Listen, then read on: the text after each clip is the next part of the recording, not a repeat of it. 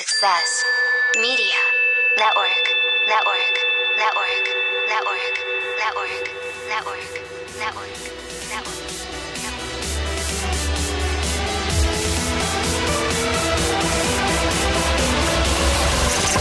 This is your show. Good day, successors. I am Antonio Holman, and welcome to the 4 Principles of Success, number 26, where I chat with successful people and entrepreneurs about how they enhance their businesses and lives in the areas of knowledge, health, wealth, and spirituality. Today, we're talking to Kurtis Matthews. Kurtis is located in the San Francisco Bay Area, California, and with his partner in sobriety, Mark Lundholm, and a whopping 50 years of combined sobriety, create the soulful, hilarious stand-up comedy team called the Addicts, which through blending insight with outrageous storytelling and the power of comedy, spread awareness about substance abuse. Kurtis has toured nationally and internationally since 1984, has starred in the BBC's Find Me the Funny, and has appeared on A&E and VH1. Whether you are in recovery, know someone who is, or just want to educate yourself further on the struggles of addiction, their show is a must-see for all. Kurtis, are you ready to help our listeners prepare for success?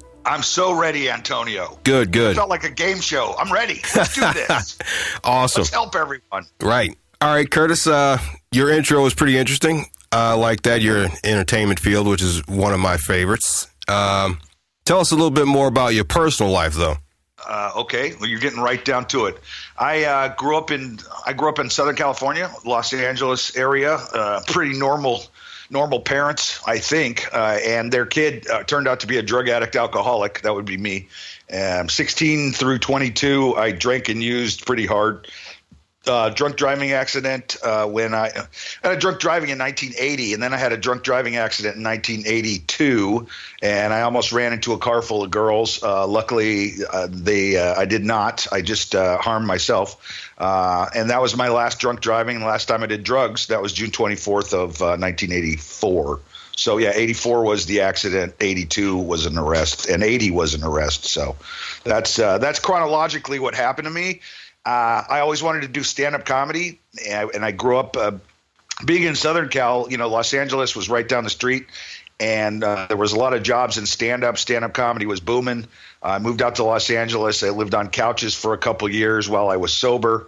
I was sobering up and getting my life together, and I started getting paid. I don't know, by 86, I was a professional comedian, and that's really all I've done for money since then, except for a 5-year stint in software where I decided to step away from stand-up and see what this 401k business was about. So I've been touring. I started a comedy school in San Francisco. It's the largest stand-up school in America. A lot of people come in and train to be funny. Some just come because it's cheaper than therapy.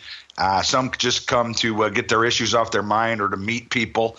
I don't know, but that thing has worked out. My friend Mark Lundholm and I we've been buddies for about 26, 27 years. And he was recovering from drug addiction, and he started comedy in prison, which I thought was weird. And he kind of paved the road for what's known as recovery comedy, as he started working conventions for different anonymous groups, and he would also do comedy in prisons and rehabs. And I was doing the normal path. You know, I was at the Improv, the Comedy Store, and I was working all over the country. And I thought, you know what? It's nice to do comedy and make people laugh, but I kind of want to tell my story, and I kind of want to work to people that might be motivated by the comedy show and feel good about themselves. So Mark and I did a thing called the Comedy Addiction Tour back in the late 2000s, and that was a theater show. I thought it was a bit overproduced. So I told Mark, hey, let's go out. Let's go back to the clubs. Let's just strip it down and be funny. And the audiences that, want to see comedy will show up. The audiences that want, recovery and recovery stories, people that want something deeper than just the ha-ha will come. And so we've been touring now for about 3 years, and we're continuing to travel around the country nationally. And every single day, I'm grateful I'm alive and that I can be of service to people. Awesome. So I didn't know you had a comedy school. What's the name of your comedy school? San Francisco Comedy College. It's we just moved in downtown San Francisco to a more flavorful neighborhood, if that's a word I could use. So, but yeah, I've been in business here at San Francisco since '99. I love coming home and watching people do their first times on stage and making people laugh. And it reminds me why I love comedy, where it's just you and an audience and bringing some joy and being of service to people. Because sometimes, when you're in the higher ends of comedy and you're worried about how much money you're getting and how much TV you have and all that stuff, you kind of forget your purpose. So they keep me humble, that's for sure. And this tour keeps me humble as well.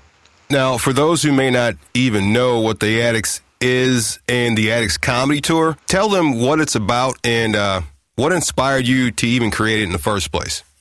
Okay, well, I honestly believe from my years in comedy that there's something wrong with everybody that's on stage in that capacity. I'm not saying there aren't some normal people that do stand-up comedy, but people that are drawn to it, that being in the center of attention and sharing your stories or your opinion, there's got to be something going on, and I don't know what it is. A lot of times it's you feel less than. As a comedian, we want to be at the same level as an audience or a little worse off. If we're much worse off, we get empathy. If we're much better than you, people don't tend to like us. So there's some need of love or attention that happens when you first get on there.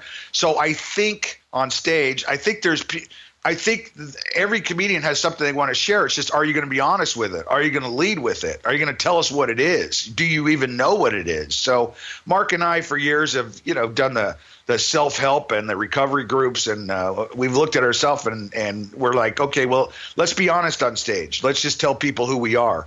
And who we are is, I love Mark. He's more of a criminal drug addict, and I'm more of a kind of an alcoholic that doesn't want to take responsibility for stuff. And but I own up to that. So we decided to do comedy that was honest. We decided to do comedy that the focus of the show is still funny, but underlying all that is our struggles with alcoholism and drug addiction and the recovery from that. So we decided to start the tour because we got bored of regular comedy. We got bored of, all due respect, many of the comedy clubs out there, their only purpose is to sell tickets and to sell drinks. And if you're selling drinks, alcohol being a drug, I don't know if that makes you a drug dealer, but it's possible. So we took a look at the business as it was, and we thought, what we can do. We have fan base, it's not huge, but we have fan base all over the country.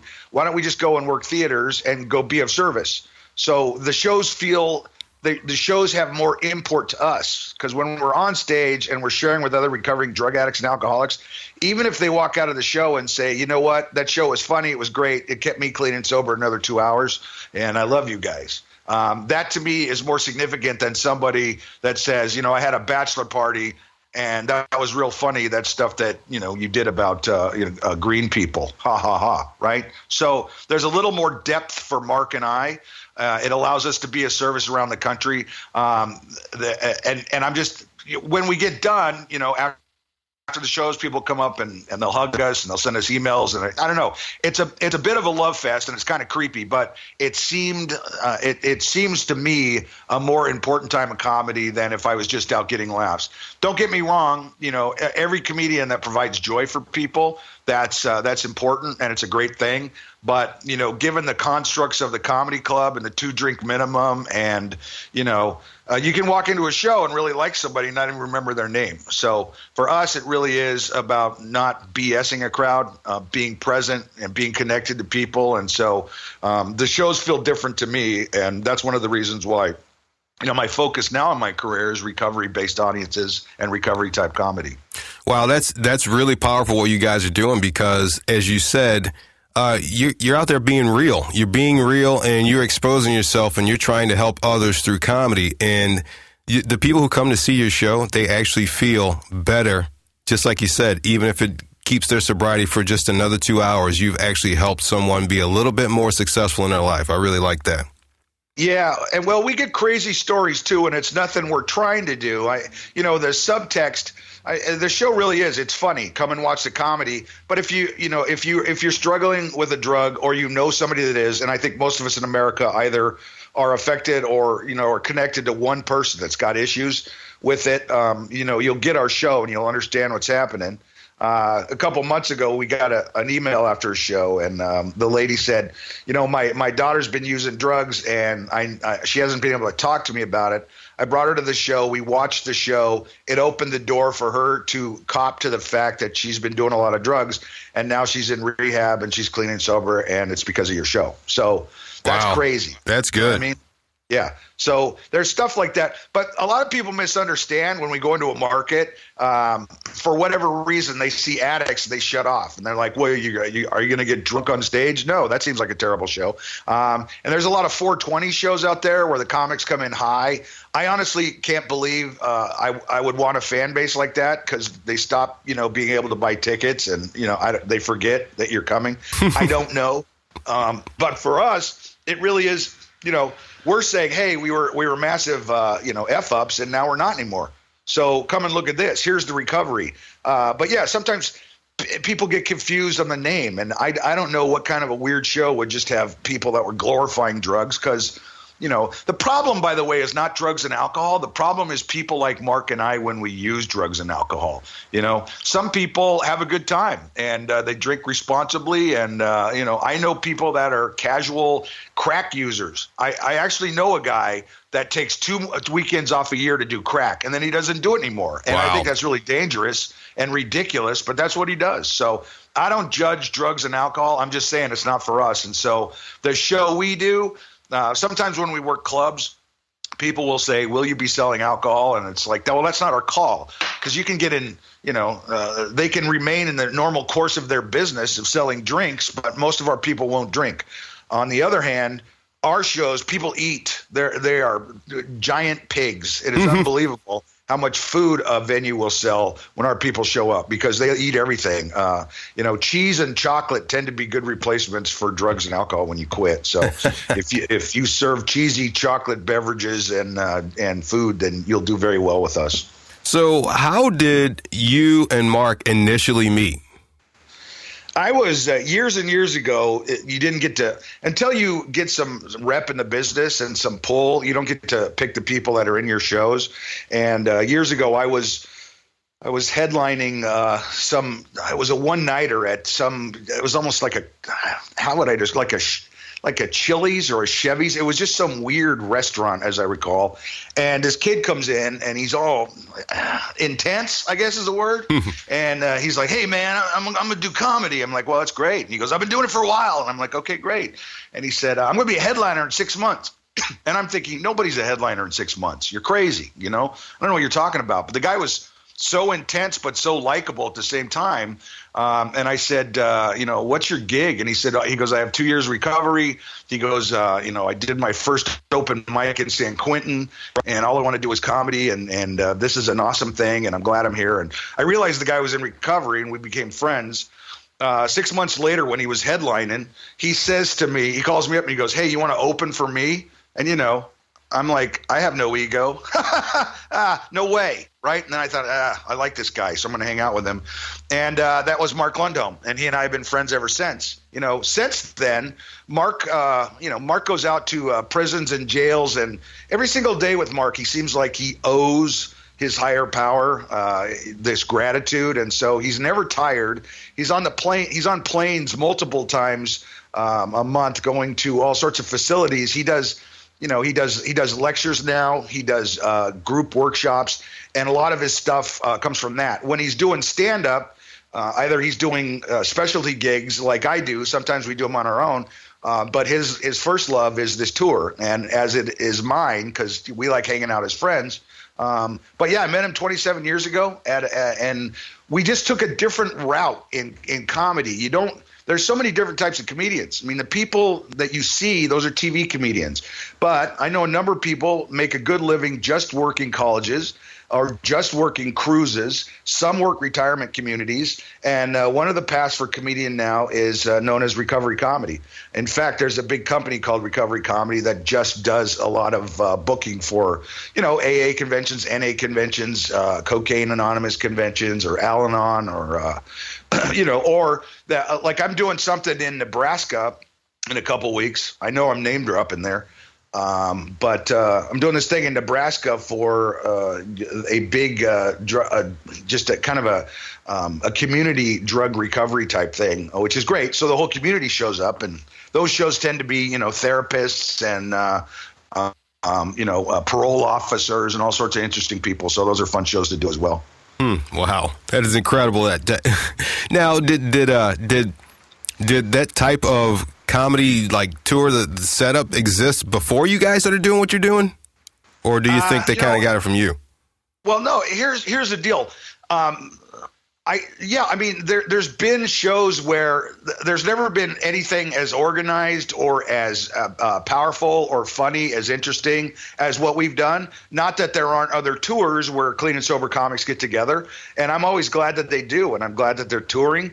Before us, what would happen is people would just kind of, bandy together a couple of clean and sober comics, but there was no backstory to what they were doing. It's just like, okay, here's some people that are clean and sober. What's interesting is some of these shows you'll go to, you can find people that are clean and sober that are very funny that don't want to talk about it at all on stage, which I think is weird. Or you find people that all they want to talk about is, their recovery on stage, and it's not really funny.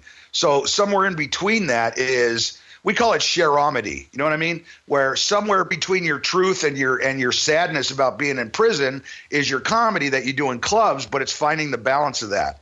And when Mark and I find guests to work with us, they got to be honest. And I tell them, it's like, look, do some comedy and do some real, because that's what our audiences want. They don't just want, haha, that was funny, and I left thinking that was funny. Not only do they want funny, they also want real. I think Mark was the original to start asking for money from conventions because he's being paid his talent. Just like, when people cater a convention, they'll be paid for the food. So I think Mark was one of the first to ask for money. And what happened was people started hiring Mark, and he was the guy. And so this term recovery comedy came out of that. And so I think he was the first to actually kind of create the term recovery comedy. And he was the first one to get paid, and AA and NA groups and other independent groups started to realize that they were going to need to pay money for talent. It wasn't like, you're going to be able to get somebody to get up there and speak. Like if we were let's just say if either of us were in an anonymous group, and obviously I would never tell you we were or weren't, but, we would speak for free if we were asked to do that. Mm-hmm. But if we're doing comedy, we get paid. And I think Mark was the first. So, there's some really great clean and sober comics out there. There's some clean and sober people at the top end that don't necessarily talk about stuff on stage that I really appreciate, because they have a different audience, or it's like, if they switched what it was that paid their bills, it might be bad for their bottom line. But I don't know, Mark and I anymore, it's not about how much money we make. It's about how many people we affect. So it's a different kind of motivation that we have out there. It's not about lining our pockets. It's about filling our hearts. And so that's what we're doing. Yeah, I love that you're out to help others succeed and be better in life. That's what it's all about, man, really. I think so. And, it helps us too. It makes us feel good. At the end of somebody, and we never know, because we have pockets around the country that really love us. Columbus, Ohio, Dayton, Ohio, Minneapolis is a big deal for us. Texas is a big deal. Northern California. So we go to some places and there's not a whole lot of people, and we might have lost money, but we walk away. Boise, Idaho is an example. They don't have a big drug problem, we found out. Wow. They have a population problem, but they're good people. It's just not a whole lot of them turned out, and they're kind of staring at us like, "Hey, what's this all about?" They're like, "Oh, we've never heard of OxyContin," and you're like, "Oh, okay, awkward." But totally. So it's not. I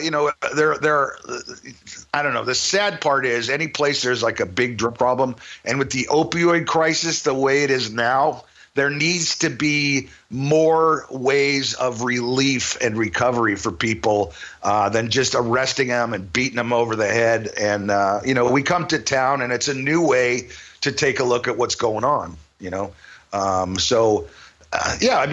on the ground. We're foot soldiers in the not that there's a war on drugs, but we're foot soldiers in the helping people on drugs thing, and we like it that way. Mm-hmm. So, and you've been doing this for a long time. What was that initial moment that really drew you into doing comedy?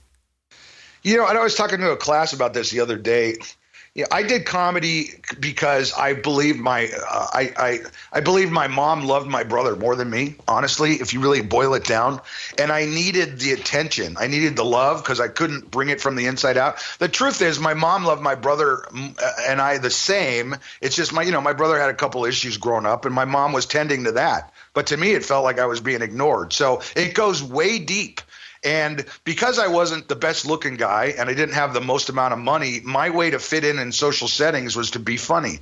I was a smartass. I was the idiot. I was the guy that people would turn to. And I found when I made people laugh, they liked me. And when they liked me, they would put me in their group. So, for me, I needed to be on stage when I first went to Los Angeles and got on stage. And then I realized I wanted to be on stage. And now, to me, it's a joy. Not only do I want to be on stage, I enjoy being on stage. So I think the moment for me was, I was pre-law in college. I was my junior year at Cal State Fullerton, Cal State Disneyland. And I thought, I want to do comedy. I want to make people laugh. And I also want to find out, it's one thing to make your friends laugh. It's a different thing to make the public laugh. So I thought, I'm going to go and see what this is all about. I need, back then I needed that external, you're okay, and when I look at my whole life, it's kind of, and it's unreal, but it's like when you start your work in comedy, they clap for you. And when you're done, they clap for you. And that's not the way it is in real life. And I've learned that, right. But back then that was really important. It's like, pay attention to me. Yeah. And anymore, like I said, the flip of that is being of service and not making it about you. But that's a long journey for some. There's sometimes when I watch movies and I see all the credits that people put on there, and I'm like, why do I need to know who made this movie? Right? I mean, I just need to know the director. It's not like when a surgeon does surgery, not everybody that does the heart surgery tattoos their name on the side of somebody's stomach. They don't, right?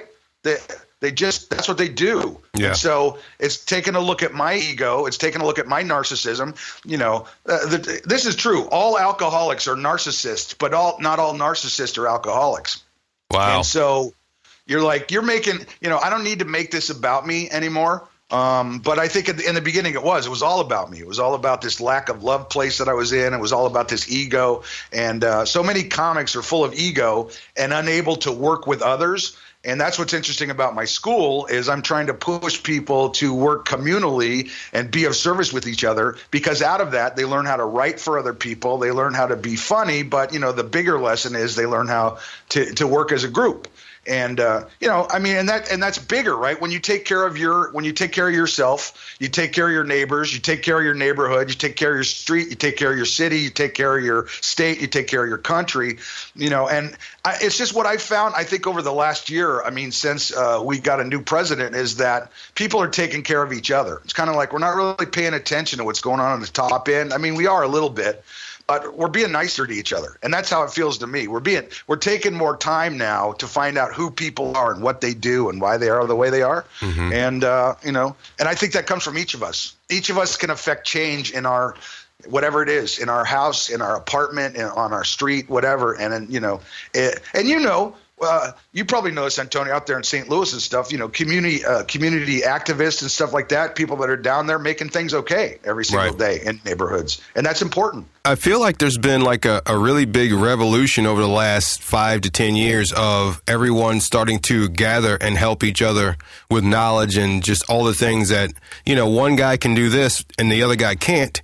So then they share knowledge with each other and help each other. I think there's some kind of revolution going on right now, which is really part of the reason why I've created this podcast, is to get insight in other people who are doing things and share, as much as I can with anybody else. Well, your podcast, and I respect what you're doing too, because, however many people who listen to you, it doesn't even matter. If one or two people are connected by your conduit, which is you doing the footwork of putting together a podcast, you're doing a great thing, Yeah. And it's not it's not about thousands or millions of people. A lot of people connect to millions of people. I don't know how much change Jimmy Fallon's affecting.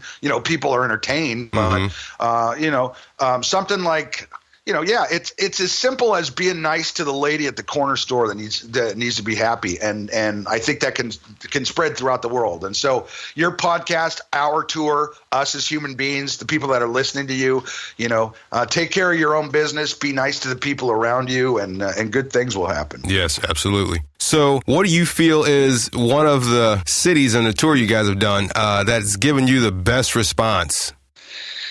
Oh, boy. As I said, we have a couple really great places that we go that love and support us.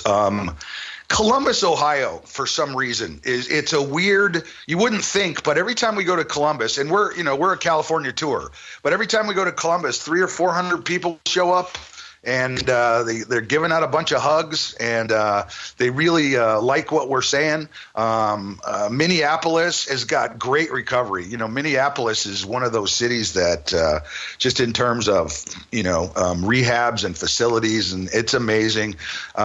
Texas, Dallas, Houston, Austin, those are all great. I can't pick one over anything else. Our backyard, I would honestly, if you said where, because Northern California has been loving Mark Lundholm for a long time, and they're really nice to me and us when we go in on the tour. So, anytime we show up 30 miles outside of San Francisco or something, we'll get hundreds of people. And down there in San Jose, which is Mark's backyard, people just turn out. And so I wouldn't pick one over the other. It's kind of like your kids. You know what I'm saying? When you have kids that are good kids, Antonio, you don't want to not say one about the other. Right. I will tell you, there's places that are not so good for us. Yeah, I'm sure of that. Well, like Toledo, Ohio, they were just staring at us. That was weird. Boise, Idaho, that was a weird one.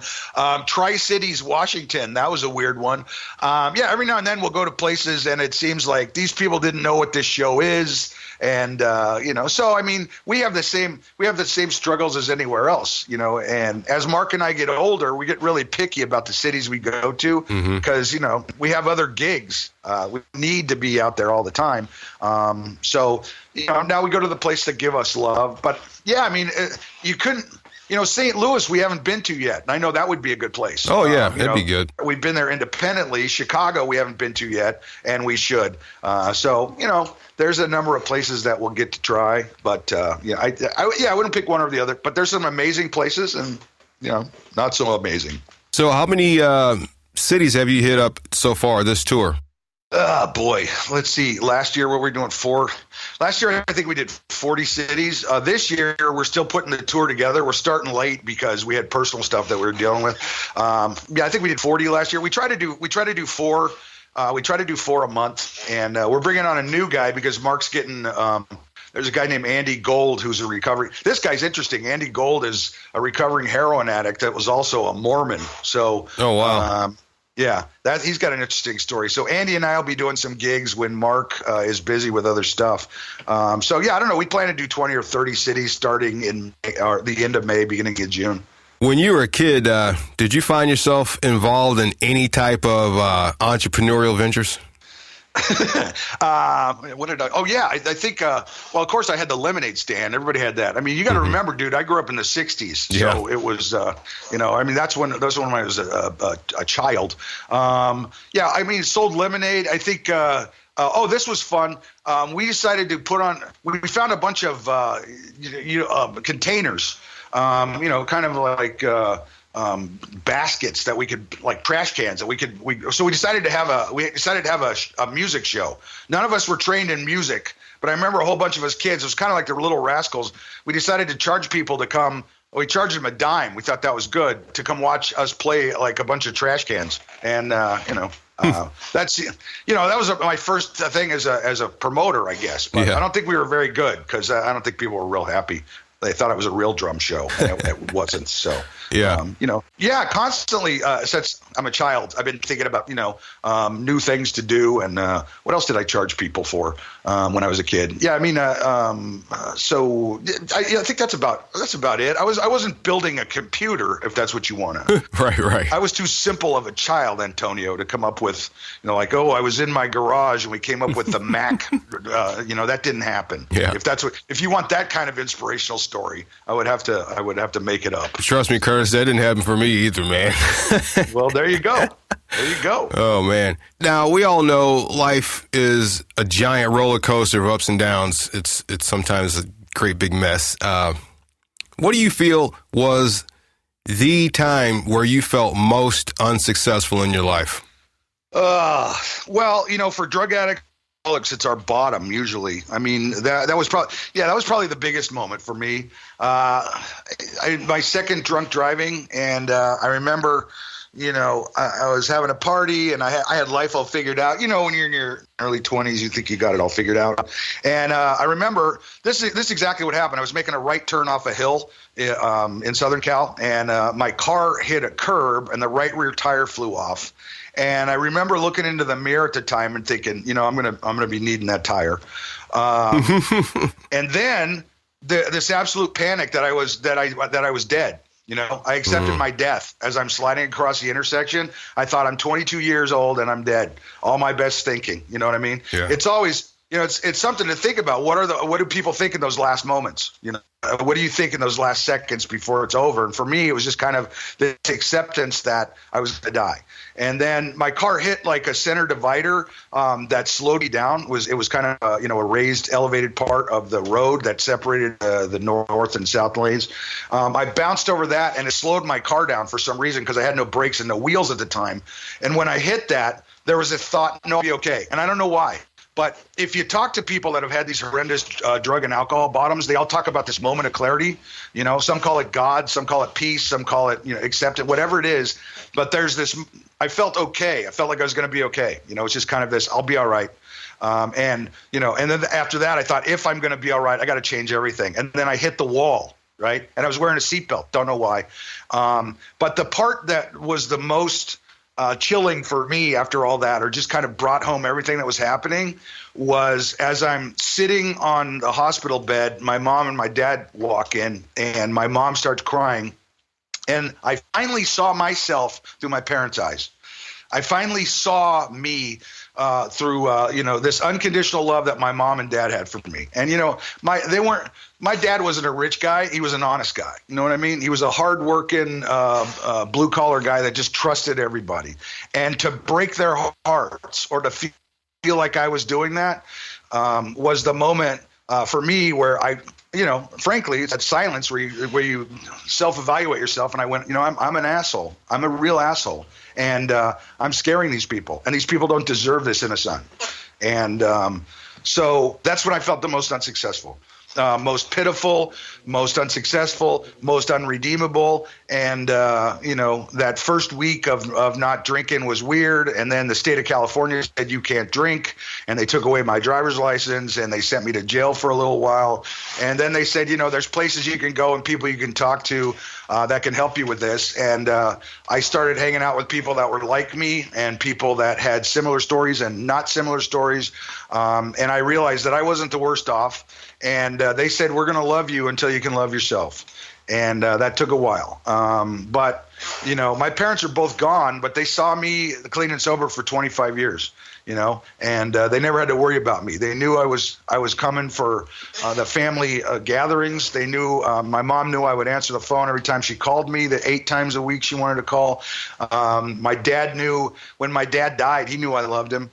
And, he was one of those World War II guys, you know what I mean? Where it's like they shook hands and they just made noises. And but he learned to hug me and kiss me on the head before he went. And, that's all a miracle of recovery, right? And that's all one day at a time stuff. So I don't know. That's the recovery part. I don't know if you wanted that, but I think, the lowest moment for me was June 24, 84. After that accident, and I'm just grateful I didn't kill anybody. The only thing I killed was my drinking and using, and so there you go. And I totaled an ex-girlfriend's car. There's a reason why she was an ex. It's good that you actually got to give your parents that powerful gift. 25 years, man. That's great. Well, something, and that's the thing too. We put a lot of pressure on ourselves, like, oh, I want to impress my parents, or your parents love you no matter what. No matter my parents were like that. I didn't have the alpha parents that were, my parents were just whatever you want to do, we support you, which is good and it's bad because I've had to learn to parent myself. Mm-hmm. But anything I did, they were proud of. They were proud of, and they loved me, and they were just glad I was around. And so, it's interesting, and that's another reason why Mark and I work well together. Mark's family was messed up, man. There was a lot of abuse. There was a lot of anger, a lot of violence and stuff. And what's interesting is when Mark and I hang out together, I know how to handle Mark. But there's parts of Mark that really remind, and I asked him like about his dad, and he goes, yeah, my dad was crazy when he drank. And, you see this, Mark's a parent also, which is amazing. I'm not, I don't have any kids, and I'm grateful for that because I'm still parenting myself. But, Mark has this anger that I can identify with, but I don't buy into. So he and I really are kind of a yin and yang. It's a really interesting show to watch because, he's the crazy, criminal-minded, very structured, great comedy writer, exceptional performer, and I'm kind of the idiot, strong performer, come from this place of being genuine. And so it works out. But he and I as friends, it's interesting, when you start looking at who people's parents were, because a lot of times people just become their parents. For me, my parents were really loving. So underneath this insanity, right, is this pretty loving and accepting guy. And I got to get used to that, I guess, that I'm a decent person, Antonio. Mm-hmm. So, there you go. Sounds like it. Since becoming a stand-up comic, what was one of the hardest things for you to overcome, but you've since conquered that? As a stand-up comedian or just as a recovering person doing stand-up? As a stand-up comedian. Well, actually, that's good. That could be two different answers. Well, for me, what's interesting is I'd been when I cleaned up, I had no interest in drinking or doing drugs. So even though, I went to a lot of comedy clubs or bars or whatever, people were drinking around me. It was never something I wanted to do. It was never something that looked attractive to me. Mostly, because my bottom. My bottom of drinking and using was so horrendous that every time I looked at a beer, I immediately went to a car crash. So, it wasn't like I knew I couldn't drink like normal people or do drugs like normal people. So I think that was a challenge, in the beginning, but anymore, I don't even think about it. I don't even pay attention to what other people are doing with their bodies and stuff. It's just, I know what my thing is. So I think initially, as a comic, that could be trouble. It wasn't for me. As a stand-up comic, you were talking about the roller coaster easy. This isn't a life, unless you're in the top, like 1% of stand-ups. There's a lot of stand-up comics. The goal really is to become a paid comedian, to have a life that is where, you work 45 minutes a day max and people pay you money and you pay your bills comfortably with it. That's the goal. And I'm at that level and that makes me happy. But, unless you're Chris Rock, right? Unless you're Dave Chappelle, unless you're Louis C.K., it's a life that's, one day everything's okay, you know what I mean? And then one day you feel like I'm never going to work again. And that's the thing as a comedian, you have so many different employers during the year if you're working for other clubs. For us, Mark and I, we have a production company and we have our own gigs, so we're responsible for where we work. But that uncertainty of where your next money's coming from when you're first starting out, that's pretty tough. And so I think that was a big challenge, is kind of, doing the footwork and trusting good things will happen, but not knowing. So, I think that was a challenge originally. What was your most challenging club or client-related situation, and how'd you resolve it? Okay, so let me see. I've never been afraid of people because they're just people. But sometimes you would run into a situation where, possibly the MC didn't care about the place, the promoter didn't care about the place, so people were just in there being abusive and yelling at the comedian. And even though, people talk about hecklers as being normal, they're not. In a well-run club or where people pay money, there aren't hecklers. People will sit there and they'll listen to you.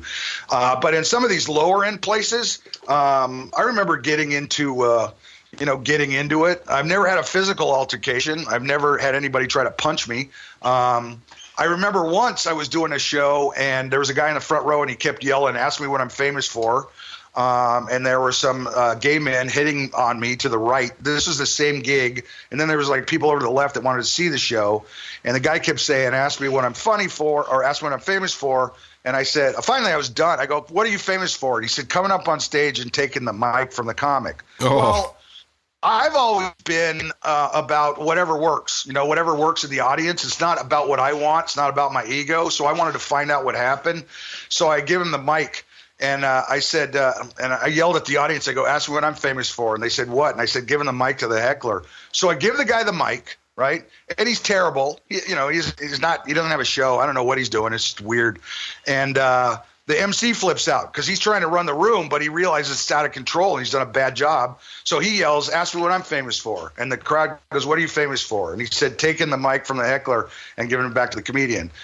So I get the mic and I go, ask me what I'm famous for. And people said, what are you famous for? And I said, giving the mic back to the heckler. So, right now the MC's mad at me because I just turned this thing into some crazy show. You know? And so the MC yells, well, I guess anybody who wants can get up on stage tonight. And I said, yep, that's absolutely correct. Anybody who wants to get up on stage can get up tonight. And 3/4 of the audience got up and they all came on stage and they all started dancing around. But after about 20 seconds of them having fun, they realized they weren't funny, they weren't talented. And if they kept doing this, there'd be no show at all. Just a bunch of stupid people dancing on the stage. Right. So they shut up, they sat down, they watched the rest of the show, and I calmed the audience down. So, that's a heck of a story, man. Yep. Well, I mean, you are who you are on stage in real life too, but to fight people, I've heard of comics punching people when they come on stage or getting in assault and battery. It's like, it's not worth it, and it might be more funny and interesting to see, what Crazy Town's going to do. And if a club disrespects you as a comedian by not controlling the room, then, they're going to bear some responsibility for what's going to happen. So, I mean, I've been in club situations where, I did one club in Oregon once where these guys, there was 3 women that were working with me and they were fantastic comedians. And these guys were just, being misogynistic and rude and finally I went up and I said some stuff and I said, look, I'm not going to keep doing this show until these guys are thrown out. And, what's weird is if you pay the club the cover charge that those guys paid, they'll easily throw them out, which seems odd. But I remember these guys, they walk out and I hear them slam a door and the door breaks and then I hear the sirens and these guys get arrested like during my show. So I don't know. But I've never been afraid, and I've worked audiences that are so different than me, race, religion, sexual preference. That's not important to me. You know what I mean? What's important is funny. And so, I've been in places where I go, man, this is definitely not my crowd. But, I just go out and connect as a human being because, as Americans, right, we watch the same cable, we read the same news, we all laugh and cry at the same thing. And so in many ways, we're the same, we can see what's unfair. We can see what, but I don't know. I've just never been one, growing up in Southern Cal, Los Angeles, and I was grateful for that. I was exposed to everything. I don't have a problem with people's, who, if they're different than me, I just don't.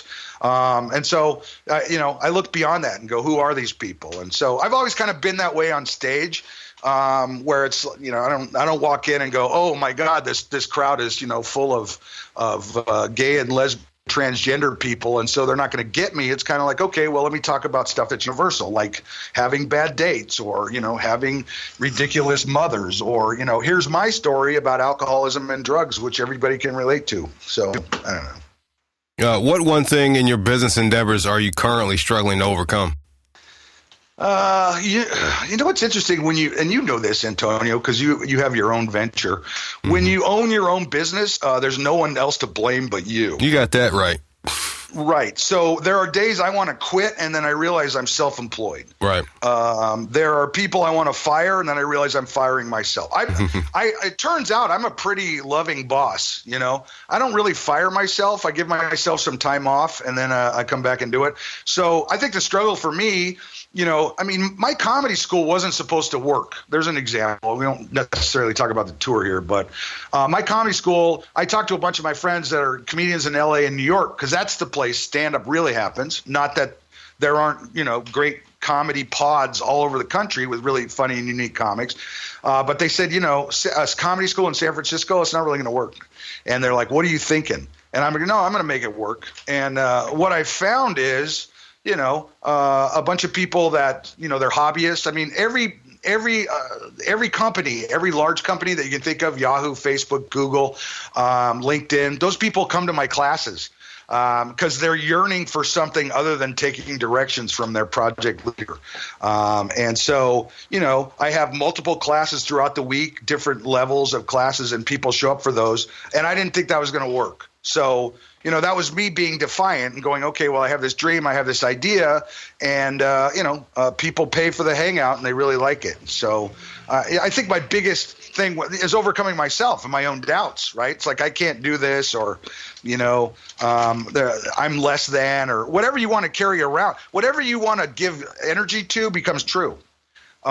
So sometimes it's just about doing the work and seeing what happens. I mean, I never thought I was going to do television. The first time I did national cable, not a big deal, but still, I remember years and years before, there was a show called Evening at the Improv, which is for younger people. It's kind of like Gotham Live, but was from the Improv in LA.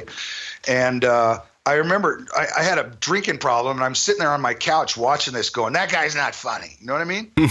That guy's not funny. I don't know, that guy's on TV. And then I would pass out drunk, right? And then I thought to myself, well, it's easy. It's easy to do and walk around and go, that's not funny. That person's not successful. I guess that makes you feel better, but you're still not doing anything. And I think finally I thought, you know what? If I really think I'm better than that guy, or I think I can do this, then I need to go and do something.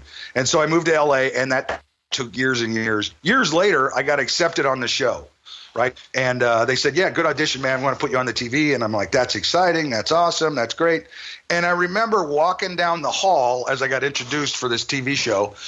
And what came to me was that guy that was sitting there somewhere in the Midwest on a couch going, that guy's not funny.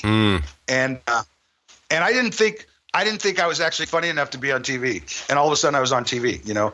Years ago, the BBC hired me to have my own show in Ireland. And I didn't ask for that. I wasn't out auditioning for it.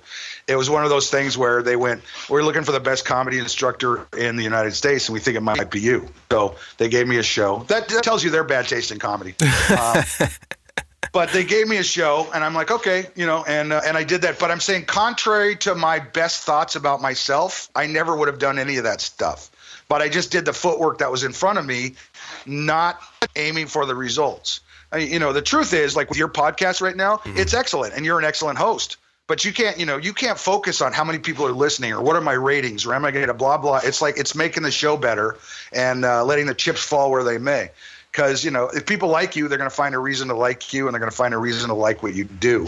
But it's not I don't think, and I know you have the day-to-day. I got to get some sponsors. I got to get whatever. But the thing is you'll get the exact right people if you just keep doing the footwork. Absolutely. And the same is true about anything. If you're focused on the work, and Gary Shandling told me this years ago, because I was talking about other comedians, and comedians, instead of focusing on their own work, they like to look at other people and go, why does that guy have a TV show? Or why does that guy, why does he have that? I'm funnier than that. It's not about being funnier than comedy. It's about selling tickets. And I know that just shocks people at some point, that there's an actual business, and that, maybe your unique talent and creativity isn't going to get rewarded, because it's about selling tickets. So, comics tend to do that. But Gary Shandling years ago, he said, focus on your work, man.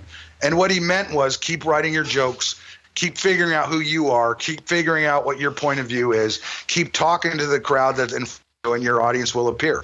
And, my audience has appeared, and it's not huge, but it's okay. It's mighty, and they keep me clean and sober, and I love it. So, and the same's going to happen for you, Antonio, if it hasn't already. I'm sure you got great fans of this show. Yeah, it's going in baby steps, man. It's as long as I keep on trucking forward, I'm good. Yep, there you go. All right, hang tight, successors, and we'll return to our conversation with Kurtis Matthews, as well as quick success after a word from our sponsors. Are you a tense, tired, busy person who works day in and day out, who tends to lack the proper sleep and energy? Using modular supplements, health-related articles, recipes, life hacks, and more, Bellison can help. With quality as high as Bellison, you're buying from a company that cares about the environment and only uses premium vegan supplements. That's Bellison.com. Want to learn how to cook healthy, exercise, and meditate in just 30 minutes a day? Bellison.com. Want to feel healthy, energetic, and focused like me? Bellison.com. To receive a 10% discount at checkout, visit Bellison.com with the coupon code THE4POS. Visit Bellison.com now. That's BELISAN.com. Compassion and quality without compromise. Bellison.com.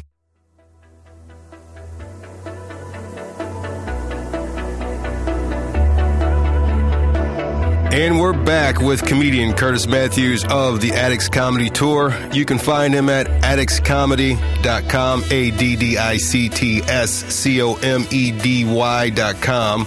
And you can find him at his comedy school, San Francisco Comedy College. sfcomedycollege.com. Yes, sir. Now we get into the part of the show I like to call Quick Success, where you, Kurtis, can inspire the successors to enhance their lives in the areas of knowledge, health, wealth, and spirituality. Haven't I already been inspiring, Antonio? So far, yes, very. All right. All right, Kurtis, what are you currently doing to enhance your knowledge? I try to learn something new every day, and I know that sounds cliche, but every single day I'm trying to learn something about myself or the outside world. You know, anything I can find to read or look at every single day, I will look at that. Or if I know somebody that knows stuff that I don't, I'll ask them questions. So that's what I do to enhance myself every single day, as well as for me, meditation. Believe it or not, meditation's important. But away from straight meditation, I like to watch hockey because it puts me to sleep. So that's what baseball does to me. Sorry, all you baseball fans, but no, baseball is great. But I'm saying whatever you use it for. When I watch hockey, I'm not thinking about anything else. I'm just in the game. I love it. It's beautiful and it's done correctly. It's fast and sometimes it's violent. And I don't know. That's good meditation for me. So I think finding a hobby that's not destructive and weird, like doing drugs or cooking meth, right? Find yourself a good hobby. So yeah. Hockey for me is a hobby. What are you currently doing to enhance your health? I try to exercise every single day. San Francisco is great because there's these ridiculous hills. And, there's times when I want to take an Uber up my hill and I'm a block away. I walk the hills. So, in terms of, my actual physical health, I'm trying to, cut down on my coffee intake. Drink some antioxidants, walk every single day. I don't have the strongest back, so I'm not like a weightlifter guy, but, just getting outside every single day and realizing that there's more to life than there's people now that get addicted to like news shows. And it's weird and depressing. Get out of there, man. Go, for as crazy as people want to tell you the world is, walk outside and listen to the birds chirping and you realize that might be it. So, Oh, yeah. Get outside. What are you currently doing to enhance your wealth?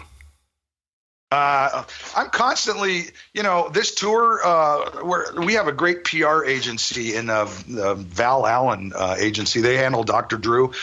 So we're constantly looking for new outlets to go and to appear around the country or to be, we never say no to podcasts or radio and TV and stuff like that. So every single day I'm looking for new avenues and new places for us to take the tour and new cities for us to try. And, in terms of my comedy school, I'm always looking, to give people deals and access to the comedy school and, provide more value for them. I think, it's the same thing in business. It's like, I learned this in stand-up too. It's when you do a joke and it doesn't work, don't keep doing the joke. It doesn't work. Either they don't get the setup or they don't get the punchline or it's not clear enough or your attitude was weird, but you change it. To become successful, you change it, and you're gonna fail a lot more than you're gonna succeed. Robin Williams said that years ago, and it's true. He said, funny people have more unfunny moments in their life than unfunny people because they're willing to risk it, right? But that's how you learn how to be funny, is by risking it. That's how you learn how to be a good business person, by failing. That's how you learn to have a marketing campaign that works, by doing marketing campaigns that don't work.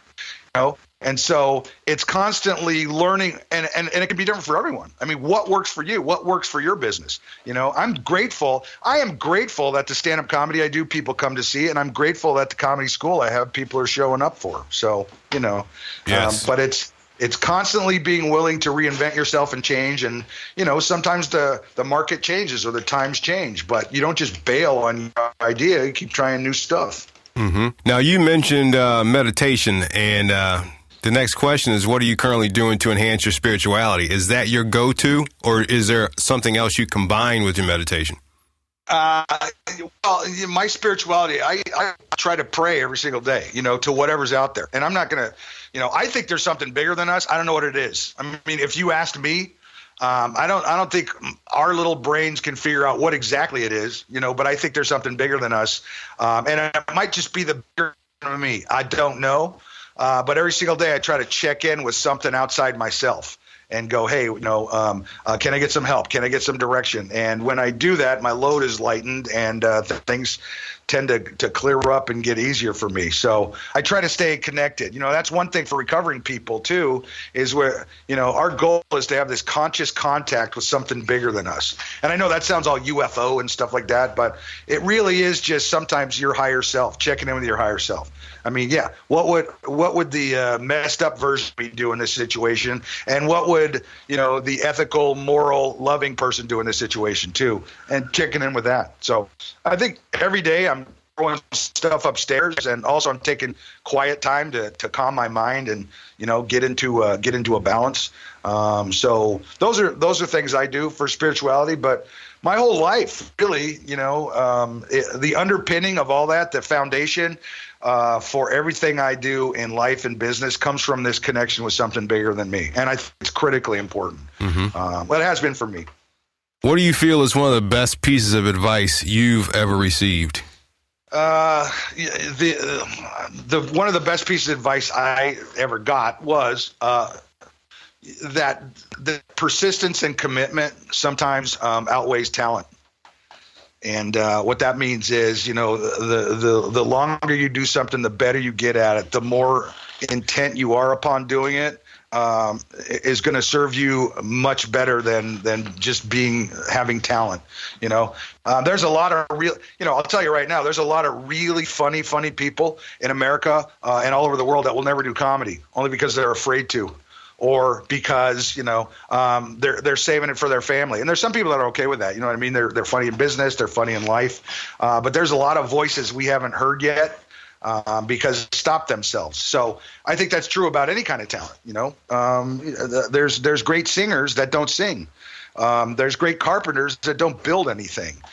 And so a lot of that is the mental, and I would just tell people to get out and do whatever your dream is. And if you're bad at it at first, good, because you'll learn from that.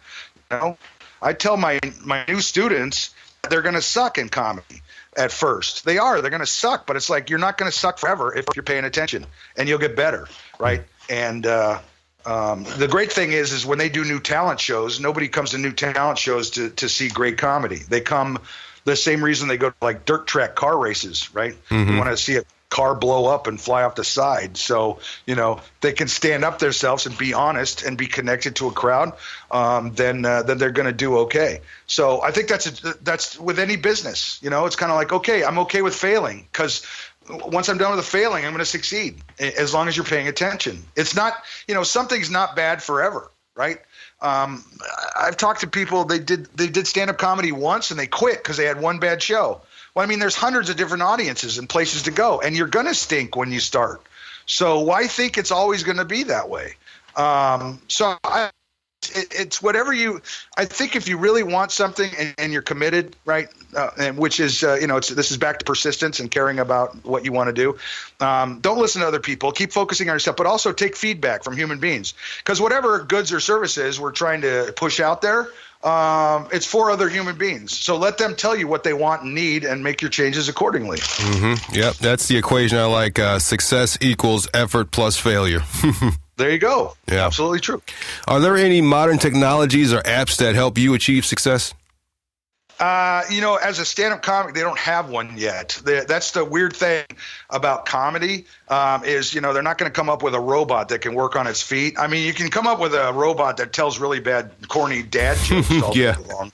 But, it's that. And maybe one day, they'll have one that can process what the input they're getting in real time and spit things out. But for me, no. I think, I mean, the internet to me is interesting, and I'm surrounded by people that are in software and hardware.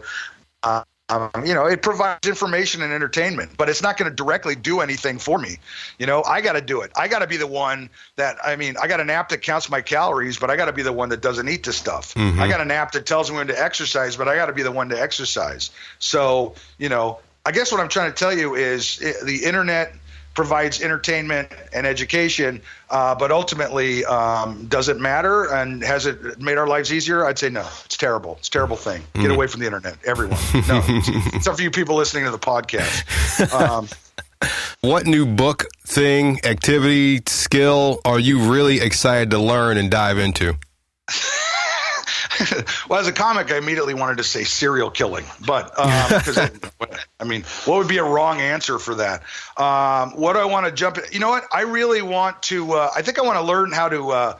I have some friends that do kiteboarding out on the bay. Mm-hmm. You know, where you get on a surfboard and you grab a big sail. I think I want to do that, because I think it gets quiet out there. And except for some of the great white sharks in the bay here, I think it would be fun. And the fact that the water is 8 degrees, you know, that seems like something that I want to do. I also, I think I want to get better doing marketing, my own marketing. You know, I'm okay at it, but I think there's always something new you can learn about, you know, in terms of advertising, where you put your advertising online and stuff. I think there's all sorts of new places for me to place our tour and my comedy school out there. And so I'm interested in learning about that. So, yeah, I mean, I'm always interested in hearing about people's success and their business, and I'm constantly learning from other people. You know, your podcast would be a great resource, and now I'm going to be a fan of it. And you know, awesome. So it's paying attention. It's paying attention to what's out there. Listen to everything you can, read everything you can, take what you want and leave the rest. If it rings true for you, then try it. If it doesn't ring true for you, then don't try it. If you fail, try something else and just keep moving forward. Our listeners are out there looking for success and everything. What is one good piece of advice that you could give them as they're trying to succeed in something, whatever it is that they're doing right now?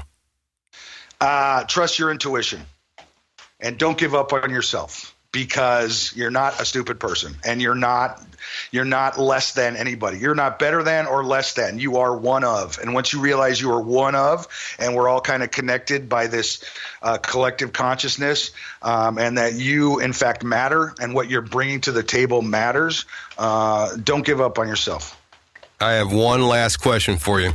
What is your definition of success? Well, okay, it's a couple, actually. Well, being every single day being comfortable in your own skin, and doing something you love. Being comfortable in your own skin. And that doesn't mean, by the way, when we talk about success, I know a number of people that are house husbands and housewives, and they have very full lives, you know, and they're not making a lot of money, but they're making a difference. And they're successful and they're happy. And, you know, so it's being comfortable in your own skin and doing what you love. And if doing what you love doesn't bring you a lot of money, but somehow your bills get paid, then good on you, you know. I know people that are sculptors and painters and stuff like that. They make a lot of money, but, you know, they're set up in a place where their bills get paid, or they do other things to help their art. You know, like maybe they work during the week at a car rental agency, and on the weekend, you know, they're Picasso, and good for them. So I think at the end of the day, though, it's being able to close your eyes and go, I like what I do. I like the people around me. I haven't been a bad person. Nobody's coming after me. And, you know, I'm okay. Yeah. So being comfortable in your own skin. I like that. Finally, how can our listeners connect with you? You can reach me through Facebook, Kurtis Matthews at Facebook. I'm pretty, you know, I'm not a big deal. So, or you can come to our show, or you can reach me through addictscomedy.com, or you can reach me through sfcomedycollege.com. You can book me for the back of your house at recoverycomedy.com. There's all sorts of, you know, ways to reach me. All right, successors, I hope you've enjoyed my conversation with comedian Kurtis Matthews of the Addicts Comedy Tour. That's at addictscomedy.com. Please check out more successful free content like this at the4pos.com, as well as rate and review wherever you find your podcast. Thanks for listening, and prepare for success. Thanks, Kurtis. Thank you, Antonio.